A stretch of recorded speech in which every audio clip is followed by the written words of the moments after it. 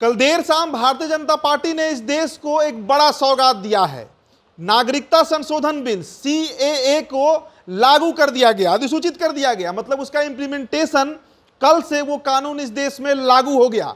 2019 लोकसभा चुनाव के बाद भारतीय जनता पार्टी ने सीएए को लोकसभा से पारित किया था। लंबे समय से विवाद का मसला बना हुआ था, लेकिन 2024 लोकसभा चुनाव के ठीक पहले भाजपा ने बड़ा कदम उठाते हुए वैसे शरणार्थी, वैसे अल्पसंख्यक समाज के लोग जो भारत पाकिस्तान माफ कीजिएगा पाकिस्तान, बांग्लादेश या अफगानिस्तान से भारत 2014 के पहले आए थे, उनको यहां पर नागरिकता देने का फैसला भारतीय जनता पार्टी ने कर लिया है। अब इसका बिहार के सीट बंटवारे पर कैसे असर पड़ेगा, नीतीश कुमार पर कैसे असर पड़ेगा, चिराग पासवान क्यों इस बिल का स्वागत कर रहे हैं, इस बात पर हम चर्चा करेंगे। नीतीश कुमार वही नेता हैं जिन्होंने बिहार विधानसभा से सीएए के खिलाफ, सिटीजनशिप अमेंडमेंट एक्ट के खिलाफ बिल पारित करवाया था, और अब वही नीतीश कुमार बीजेपी के साथ हैं।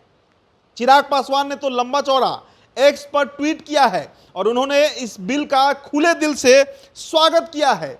बीजेपी का साथ चिराग पासवान देने से पीछे अभी भी नहीं हट रहे हैं। पहले चिराग के ट्वीट से आपको हम रूबरू कराते हैं। देखिए, चिराग पासवान लिखते हैं कि पिछले कई दशकों से देश की राजनीतिक पार्टियों द्वारा सीएए के नाम पर गुमराह किया गया। हम सभी जानते हैं कि सीएए नागरिकता देने वाला कानून है। इस कानून के माध्यम से दशकों से पीड़ित शरणार्थियों को सम्मानजनक जीवन मिलेगा और नागरिकता अधिकार से उन्हें सांस्कृतिक, भाषिक, सामाजिक पहचान की रक्षा होगी। मैं और मेरी पार्टी लोक जनशक्ति पार्टी रामविलास केंद्र सरकार के द्वारा देशहित में लिए गए इस ऐतिहासिक निर्णय का स्वागत एवं अभिनंदन करते हैं। तो इस पोस्ट में चिराग पासवान किसके बारे में कह रहे हैं कि जिन पार्टियों ने सीएए के नाम पर इस देश को, बिहार को गुमराह किया, नीतीश कुमार, इशारों में यह हमला नीतीश कुमार के ऊपर है, क्योंकि नीतीश कुमार ही वो नेता है जिन्होंने नागरिकता संशोधन बिल के खिलाफ बिहार विधानसभा में विधेयक लाकर इसे पारित कराया था। बीजेपी ने जोरदार राजनीतिक थप्पड़ उन तमाम राजनीतिक पार्टियों को मारा है जो भले ही आज एनडीए के साथ हैं, सीट शेयरिंग पर बात कर रहे हैं, लेकिन सीएए के खिलाफ मुखर होकर विरोध कर रहे थे। और इसका असर बिहार की सीट शेयरिंग पर भी पड़ेगा। बीजेपी ने यह स्पष्ट कर दिया है कि उसके साथ जो लोग तब खड़े थे जब सीएए पास हो रहा था, उनको अधिक तवज्जो मिलने जा रहा है। हालांकि अगले 24 घंटे अब निर्णायक हैं।